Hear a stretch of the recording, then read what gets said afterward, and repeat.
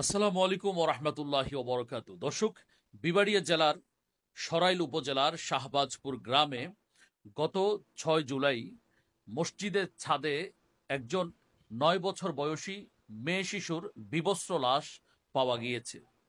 উক্ত লাশকে কেন্দ্র করে ইতোমধ্যে পুলিশ মসজিদটির ইমাম এবং মুয়াজ্জিনকে গ্রেপ্তার করেছে এবং আজকে আমরা জানতে পেরেছি তাদেরকে রিমান্ডে নেওয়া হয়েছে দুদিনের জন্যে।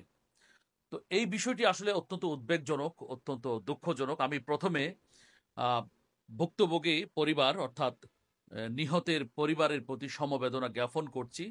মসজিদের মতো পবিত্র স্থানে এটার ছাদে একজন নিষ্পাপ মেয়ের বিবস্ত্র লাশ, এটা আমাদেরকে খুবই পীড়া দেয়। এটা আমাদের জন্য খুবই কষ্টের, খুবই বেদনার। আল্লাহ সুবহানাহু ওয়া তাআলা ভুক্তভোগী পরিবারকে সাবরে জামিল নসিব করুন এবং তাদেরকে উত্তম প্রতিদান দিন। দর্শক, এই ঘটনায় সন্দেহজনকভাবে ইমাম এবং মুয়াজ্জিনকে পুলিশ যে গ্রেপ্তার করেছে, এ বিষয়ে আমরা গতকালকে এই মামলার আইও যিনি তদন্ত কর্মকর্তা জনাব আবির হোসেন, আমি তার সাথে সরাসরি কথা বলেছি এবং আমাদের কেন্দ্রীয় সাংগঠনিক সম্পাদক মাওলানা আতিকুল্লাহ বিন রফিক সাহেবের নেতৃত্বে বিবাড়িয়া জেলা নেতৃবৃন্দ, সরাইল উপজেলা নেতৃবৃন্দ ঘটনাস্থল পরিদর্শন করেছেন। তারা পুলিশের ওসি এবং ভুক্তভোগীর পরিবার সহ সকলের সাথে সাক্ষাৎ করেছেন, ঘটনার বিস্তারিত জেনেছেন। এখনো পর্যন্ত পুলিশ কাউকে শনাক্ত করতে পারেনি। তবে মামলার আইও যিনি জনাব আবির, তিনি আমাকে বলেছেন যে আমরা যখন জিজ্ঞেস করেছি কেন সন্দেহজনকভাবে ইমাম মুয়াজ্জিনকে গ্রেপ্তার করা হয়েছে, তখন তিনি বললেন যে তাদের ডিএনএ টেস্টের জন্য তাদেরকে পুলিশ হেফাজতে রাখা হয়েছে।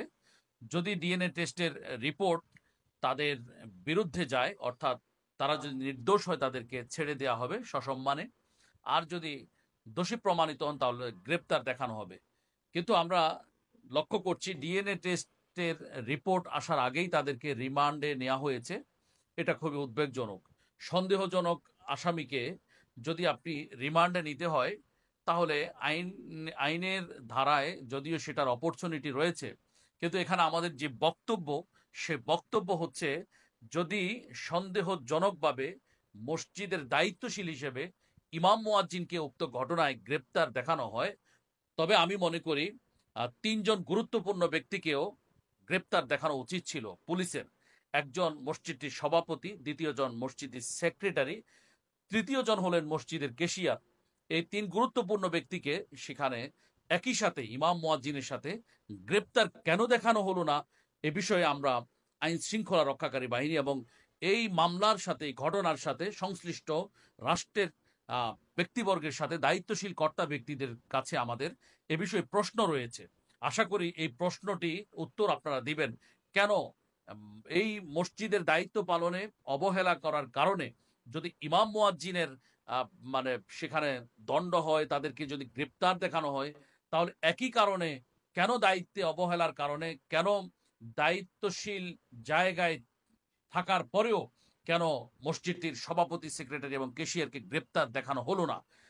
এটা খুবই বৈষম্যমূলক আচরণ হয়েছে বলে আমি মনে করি। গ্রেপ্তার দেখালে তাদের ৫ জনকেই দেখানো উচিত ছিল।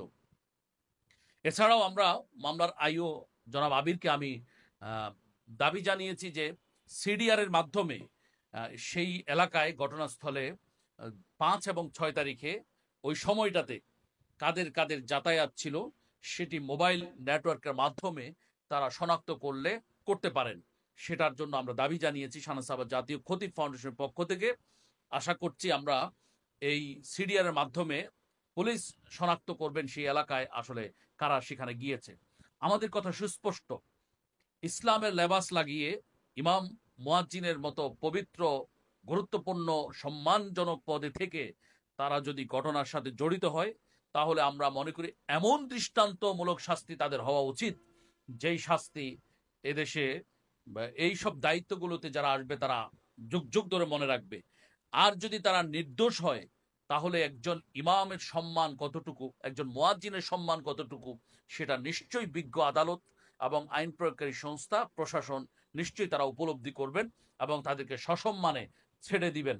এই মসজিদ হচ্ছে আল্লাহর ঘর। এই ঘরের যারা দায়িত্ব পালন করেন তারা সম্মানিত। এই সম্মানিত জায়গায় যদি কাউকে অন্যায়ভাবে হয়রানি করা হয়, তাহলে কিন্তু আগামী দিনে এই জায়গাগুলোতে মানুষ আর আসতে চাইবে না। মানুষ এটাকে রিস্কি মনে করবে। ইমাম খতিবগণ এখানে আর আগ্রহ হারিয়ে ফেলবেন।